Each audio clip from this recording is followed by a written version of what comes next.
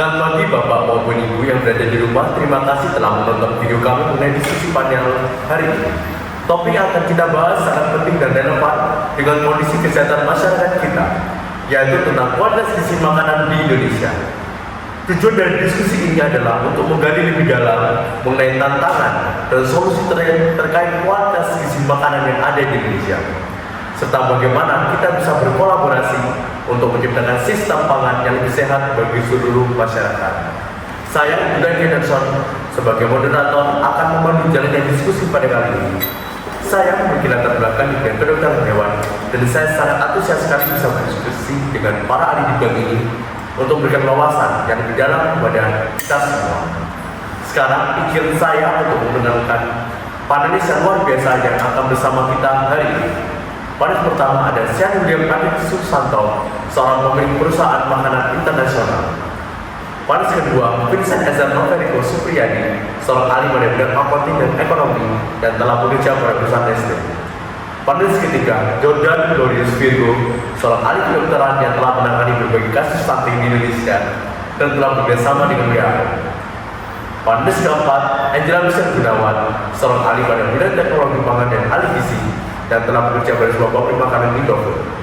Dan panelis kelima, Aisyah Jonathan Henry, seorang ahli pada bidang IT dan memiliki pengalaman dalam kebijakan AI yang berguna bagi suatu perusahaan.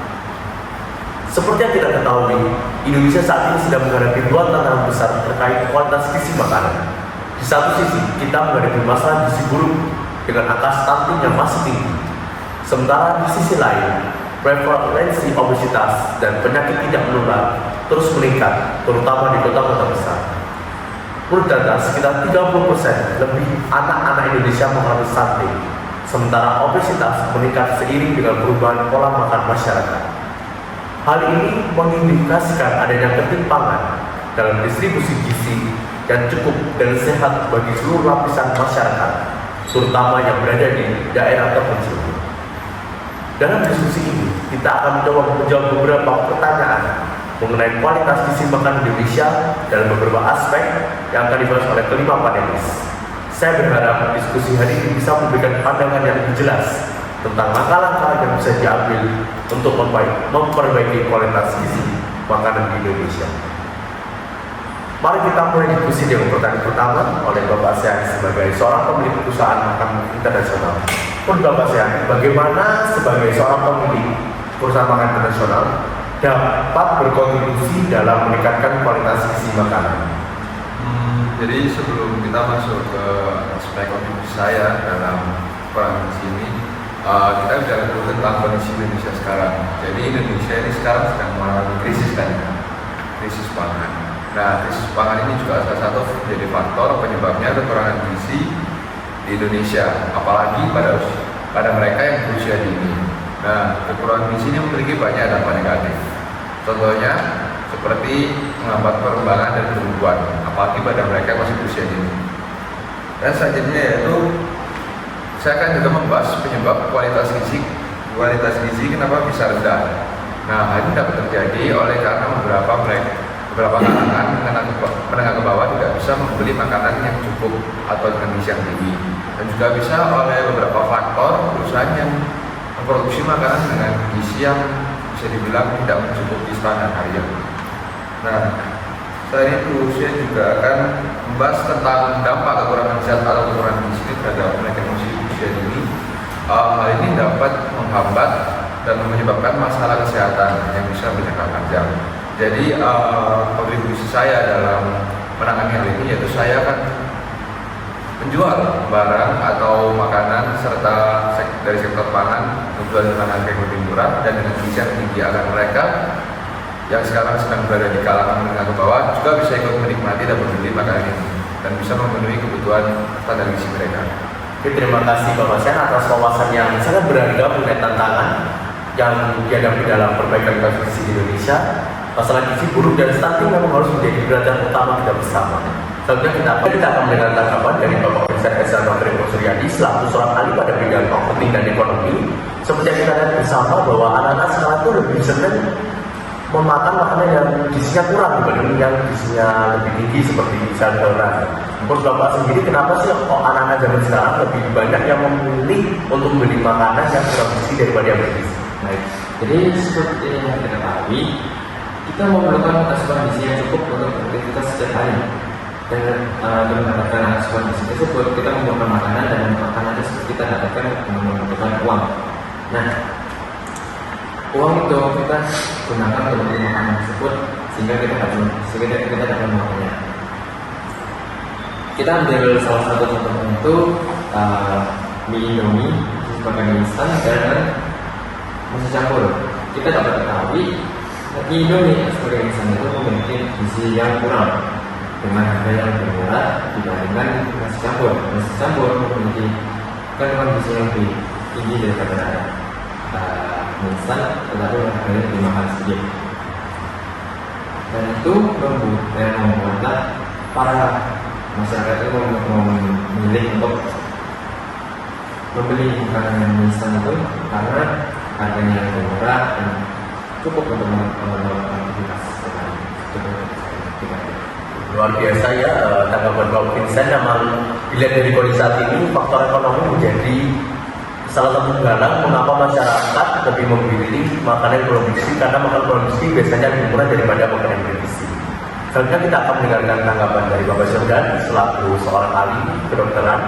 Menurut Bapak Jordan sendiri, dan kondisi saat ini, apakah kualitas gizi makanan di negara Indonesia sudah atau belum mencukupi kebutuhan gizi anak usia dini? Oke, sebenarnya terima kasih atas waktu yang diberikan. Menurut saya sendiri dan berdasarkan data yang sudah saya baca, kualitas asupan gizi makanan Indonesia terutama pada anak usia dini itu belum mencukupi. Sebagai contohnya, data yang kemarin saya baca, pada tahun 2023 ada sekitar 20-21% anak usia dini yang mengalami stunting di Indonesia. Kenapa sih penting untuk mencukupi kebutuhan gizi pada usia dini? Ada beberapa hal. Yang pertama, karena dengan adanya gizi yang seimbang, anak-anak dapat bertumbuh dengan optimal. Yang kedua, dapat membantu pada pertumbuhan fisik dan kognitif, dan juga pada perkembangan otak dan perkembangan kembang tubuh. Beberapa contoh dari kualitas asupan gizi yang rendah pada usia dini itu, yang pertama, rendahnya asupan protein.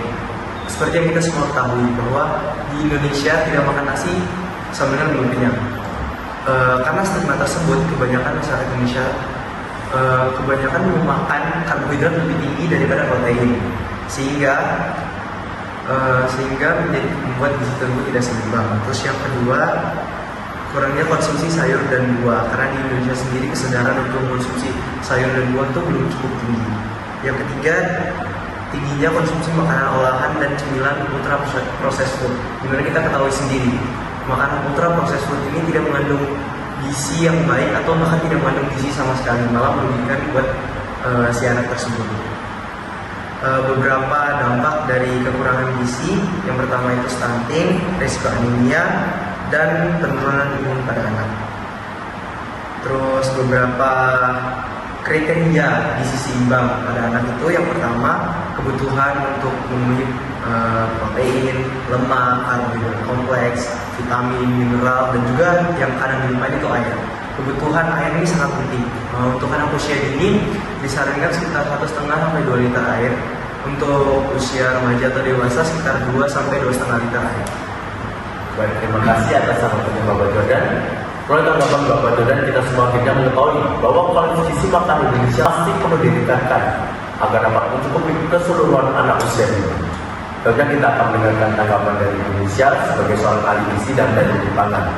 Sebenarnya kita telah membahas bahwa kualitas gizi di Indonesia masih belum mencukupi keseluruhan anak usia dini, sehingga kasus stunting di negara kita masih terus berkembang. Menurut Indonesia sendiri, bagaimana cara-cara agar stunting di negara Indonesia terus tidak berkembang? Terima kasih atas kesempatannya. Jadi sebelumnya saya akan menjelaskan, stunting itu sebenarnya juga disebabkan oleh kurangnya asupan gizi pada ibu hamil, karena dapat mengancam perkembangan kognitif dan kesehatan jangka panjang anak di Indonesia. Seperti yang disebutkan oleh Bapak Jordan tadi, angka stunting di Indonesia ini masih sangat tinggi, sekitar 20-21%. Masa kehamilan itu juga adalah masa yang sangat penting untuk perkembangan janin karena dibutuhkan nutrisi. Nah, nutrisinya dapat berupa protein, zat besi, dan juga vitamin dan kalsium. Nah, protein ini juga berperan penting dalam pembentukan jaringan dan otot janin, di mana protein ini juga dapat membantu memperbaiki jaringan tubuh ibu saat masa kehamilan dan juga dapat memperkuat sistem imun. Nah, tapi kekurangan konsumsi protein ini selama masa kehamilan dapat beresiko dengan rendahnya angka berat badan yang dapat menjadi penyebab stunting. Nah, selanjutnya ada zat besi yang berperan penting juga dalam mencegah anemia pada ibu yang menjaga suplai oksigen ke janin. Dengan kurangnya suplai oksigen ke janin ini dapat menghambat pertumbuhan dan perkembangan otot janin. Dan terjangkitnya anemia pada ibu saat masa kehamilan berisiko melahirkan anak dengan gangguan fungsi kognitif. Nah, selanjutnya ada peran mineral dan vitamin. Asam folat terutama terhadap perkembangan otot janin. Nah, asam folat sendiri dapat mendukung pertumbuhan otot janin saat masa kehamilan. Sayangnya di Indonesia keterbatasan akses dalam makanan seperti kacang-kacangan dan sayur hijau ini menyebabkan kurangnya asupan asam folat pada ibu saat masa kehamilan. Selain itu juga ada keterbatasan ekonomi yang menjadi salah satu penyebab kurangnya gizi pada ibu hamil. Karena keterbatasan ekonomi ini, banyak keluarga yang tidak mampu menyediakan makanan bergizi untuk ibu pada saat kehamilan. Nah, selanjutnya ini ada upaya program pemerintah Indonesia dalam mengatasi kekurangan gizi. Nah, salah satunya itu berada di programnya Presiden Prabowo Subianto dengan memberikan makanan bergizi gratis pada ibu hamil dan anak. Namun program ini masih menghadapi tantangan dengan kesulitan distribusi pada daerah yang terpencil. Nah, selanjutnya ada pencegahan stunting pada ibu hamil. Ibu hamil dapat meminum obat KB darah (TTG) setiap hari selama kehamilan minimal 90 tablet dan dapat berolahraga secara rutin untuk menjaga stamina dan kebugaran. Nah, untuk pada bayi dapat memberikan ASI hingga bayi berumur 6 bulan dan juga memberikan imunisasi dan cara makan. Nah, pada anak dapat memastikan anak untuk makan buah dan sayuran sehat dan juga menerapkan pola hidup sehat dengan menghindari konsumsi rokok dan makan. Sekian dari saya. Dan terima kasih Bu Lisa atas wawasannya mengenai stunting yang diberikan dari Ibu Hamil juga atau ini. Selanjutnya kita akan mendengarkan tanggapan dari Bapak Azhar Jonathan Alim sebagai seorang ahli pada bidang IT. Bapak, saran apa yang bisa diberikan kepada pemerintah maupun masyarakat umum untuk memaksimalkan potensi AI dalam meningkatkan kualitas gizi makanan di Indonesia? Oke, sekarang saya akan bicara tentang AI. Yang contoh sendiri yaitu adalah satu inovasi dalam iptek yang canggih, tapi itu memerlukan harga yang mahal untuk mengembangkannya. Maka diperlukan pemerintah untuk membuat aplikasi seperti aplikasi yang bisa membantu dalam gizi untuk masyarakat. Karena saya sendiri tahu ya ini punya banyak keuntungan seperti fleksibel, bisa dipakai dimanapun dan mempunyai banyak sumber. Contohnya tuh sumber penelitian, data, artikel tentang gizi makanan dari seluruh dunia itu bisa diakses oleh AI ini dengan cepat dan instan. Maka dari itu, dibutuhkan pemerintah membuat aplikasi yang bisa membantu kurangnya makan gizi makanan di Indonesia ini. Dan untuk masyarakat, menurut saya lebih baik untuk belajar bagaimana cara menggunakan AI yang baik dan benar. Karena yang kita tahu sendiri, banyak orang di Indonesia yang belum tahu cara menggunakan AI ini.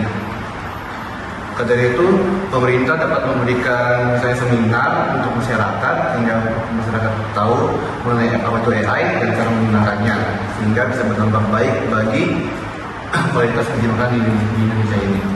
Ya, terima kasih. Terima kasih Bapak Azhar. Semoga saran yang diberikan dapat diaplikasikan di negara kita. Bapak dan Ibu yang berada di rumah, diskusi kita hari ini telah mengungkapkan banyak hal penting terkait kualitas gizi makanan di Indonesia. Dengan hal yang ada, kita memahami bahwa kesadaran masyarakat, kebijakan pemerintah, peran industri, serta inovasi teknologi dalam makan sehat menjadi kunci untuk meningkatkan kualitas gizi secara keseluruhan. berdasarkan pendapat yang dilakukan oleh kelima panelis, kita juga menyadari bahwa kolaborasi antara pemerintah, sektor swasta, dan masyarakat sangat diperlukan untuk memastikan setiap individu memiliki akses terhadap makanan bergizi dan terjangkau. Terima kasih banyak kepada para panelis yang telah berbagi wawasan yang sangat berharga, dan juga pada audiens yang telah menonton video panelis ini dari rumah. Semoga diskusi ini dapat mendorong langkah-langkah positif dalam meningkatkan kualitas gizi di Indonesia. Dengan itu saya Julian Harrison sebagai moderator, saya menutup acara diskusi pada hari ini. Terima kasih dan sampai jumpa.